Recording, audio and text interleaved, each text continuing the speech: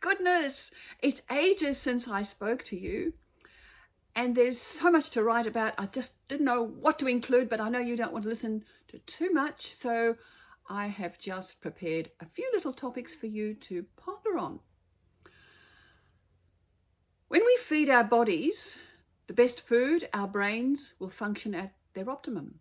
We can then appreciate the changing energies and focus our attention on creating an amazing future for us all. It doesn't have to be doom and gloom.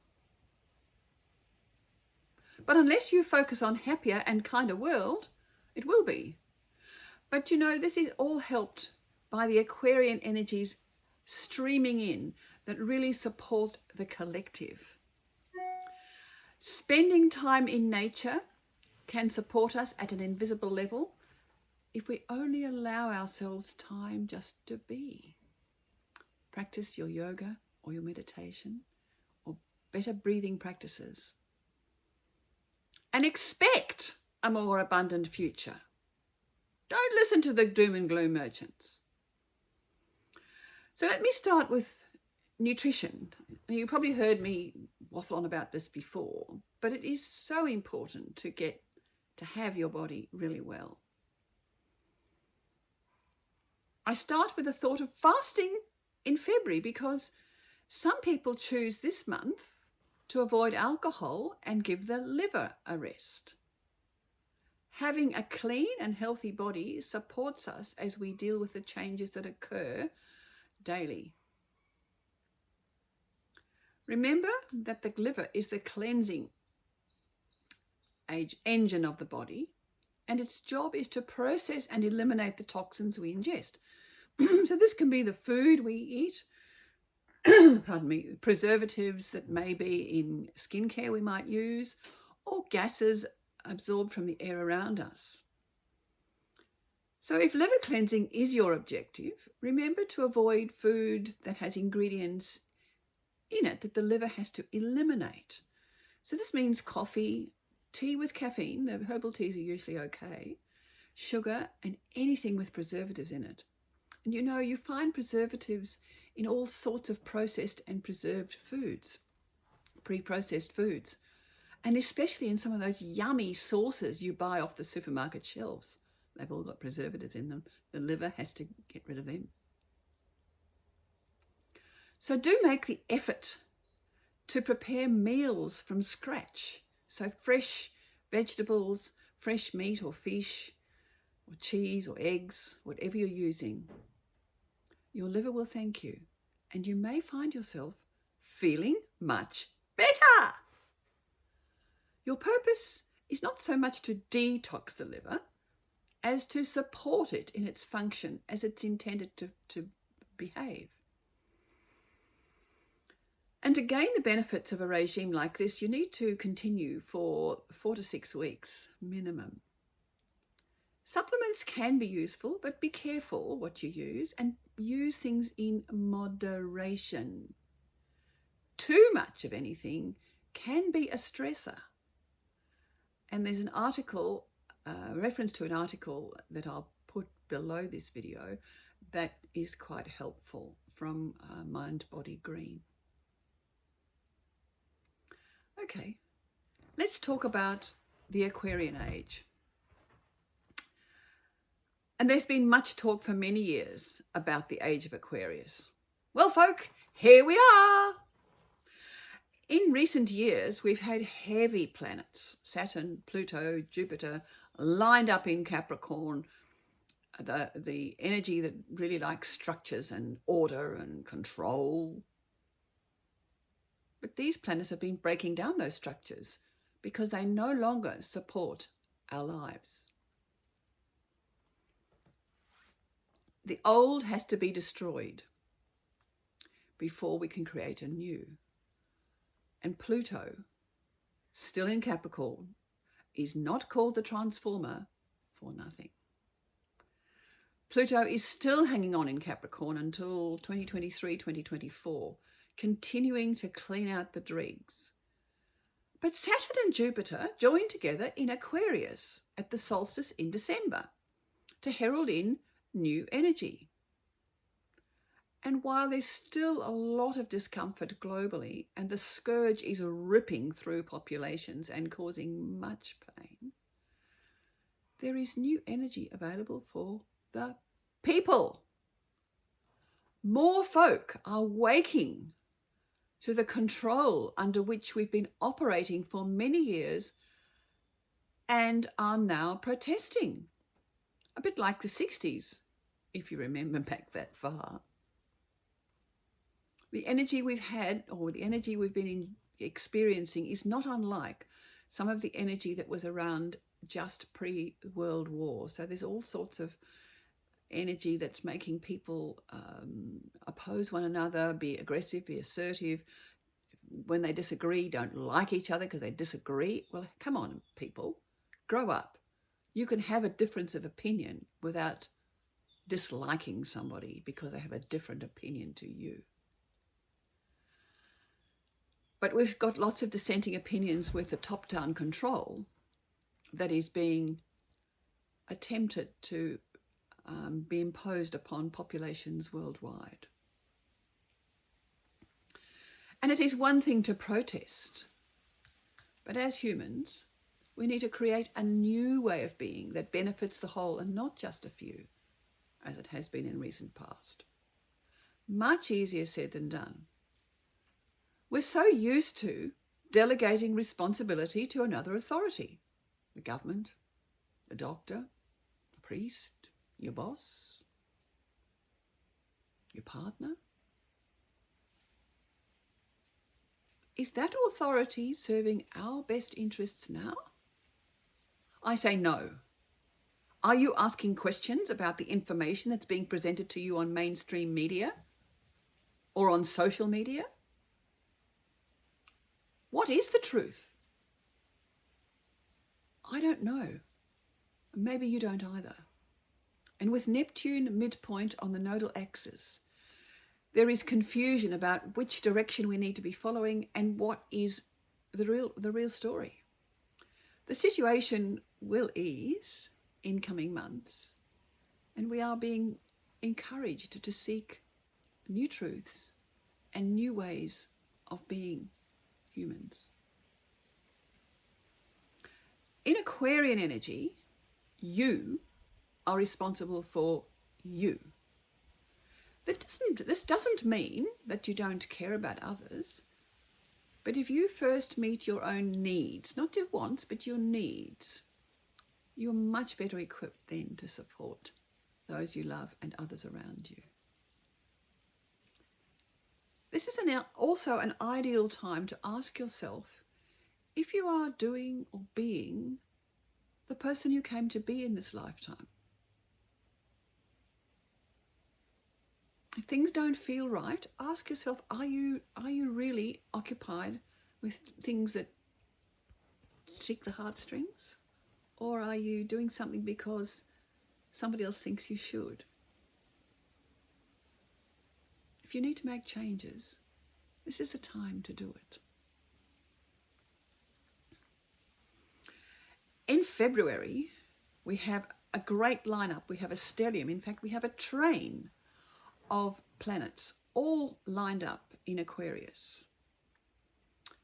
We have the Sun, the Moon, Mercury, Jupiter, and Saturn, all in Aquarius. And the new moon is officially here on Friday in Australia.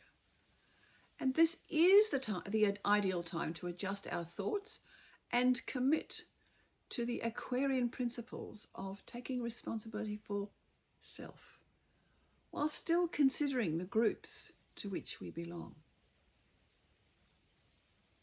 Freedom comes with responsibility. The lineup of Jupiter and Aquarius in Aquarius on the solstice in December was the beginning of a 200-year period when both these planets will join together in air signs. In the last 200 years, these conjunctions have been in earth signs with an emphasis on material values. So having changed the emphasis to air signs or air sign values our attention goes to the possibilities and potential provided by technology, communication, and maybe even telepathy.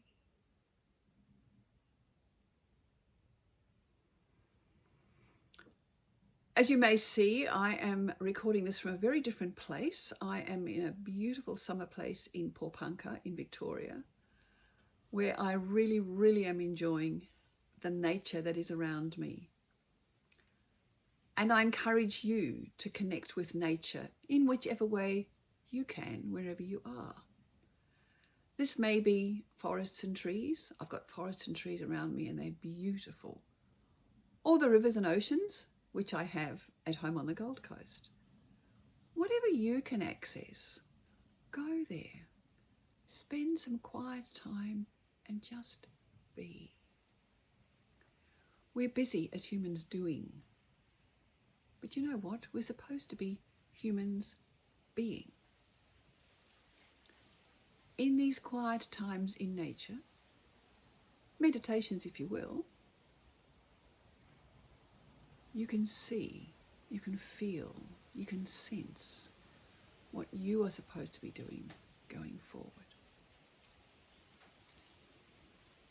Remember, your brain is like a magnet. Whatever you think about, it will be drawn to you. So it's hard to imagine what we want our world to look like, feel like. But this is a time when we can really focus our thoughts on what we want for ourselves, what we want for our families and our groups. There is enough for everyone. If you claim what you need, it doesn't mean that other people miss out. We all have different needs. As you know, I am very devoted to yoga practice, and yoga as a practice has many, many aspects. The most popular is the active aspect, which you mostly know about, when we move the body into asanas or positions or postures. What about the less discussed aspects, like pranayama, which is a breathing techniques, concentration, dharana, dhyana, meditation, and others? If you're interested in some of those, I can help you understand more about them, please contact me. And ultimately, it's about working to be the best you can be. Find yourself a properly qualified yoga teacher that suits you. There are many styles of yoga. Check out the Yoga Australia website to find suitable teachers in your area, or seek on YouTube. But be wary of the things you find on YouTube. Work your body with things that you can do, attempting only those activities that you can do easily. Being the best you doesn't mean you have to position yourself in impossible contortions. Okay? Maybe you prefer the less active aspects of yoga, like meditation, or even concentrate on breathing techniques. Proper breathing can help you enormously. Most people do not breathe fully into the abdomen and miss the benefits of the full oxygenation of the body and a better functioning brain. You could start with full yoga breathing. Check out my YouTube video on full yoga breathing. Now, often in these little blogs, I include a story, and this month I've got a lovely story. In this caravan park where I stay, we have a few elderly citizens. I think I'm getting to that as well. Anyhow, N and S are senior cits who spent many years travelling around Australia with their house pulled behind them, little caravan. Only N drives. They're in their 80s now. And they usually spend a fortnight here in Porepunkah every summer and are very much part of this summer community. This year, a week before they were due to drive to Porepunkah, N had a nasty fall and really damaged the side of his face, poor man, and it felt him feeling very unsure of himself and his ability to drive this distance from his home. So this is community. Young Mr. D, aged 20, who has known N&S all his life, and he lives nearby in the same suburb in Melbourne, he offered to drive them to Porepunkah and return home. So he duly goes to their place and he helps them pick up and packs them in, and he hops in the car and he drives them in their caravan to their normal spot here at Porepunkah. And we're all expecting them. So when they got here, the young men in the park all helped set up the caravan and helped N&S feel really comfortable. And they enjoyed their usual visit, sitting on the riverbank, quietly enjoying their newspapers and their crosswords and the occasional nap.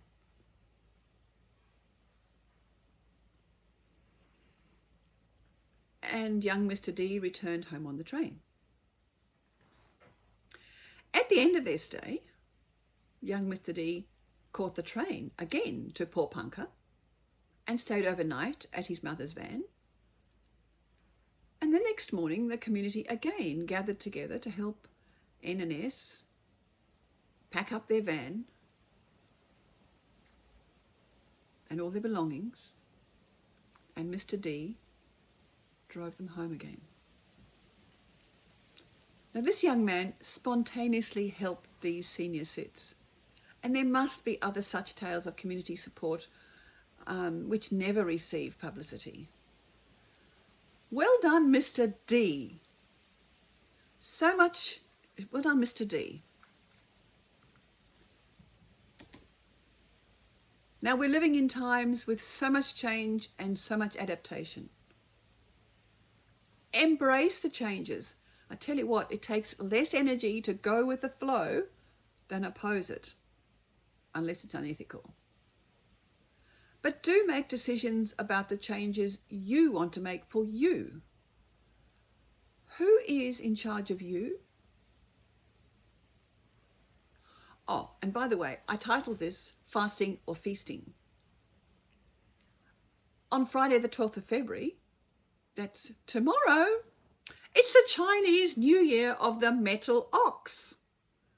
So there is an opportunity for feasting if that is your desire. You probably have to make a booking. That's all for February and Aquarius. Have a great month. I hope you're feeling inspired. Bye for now.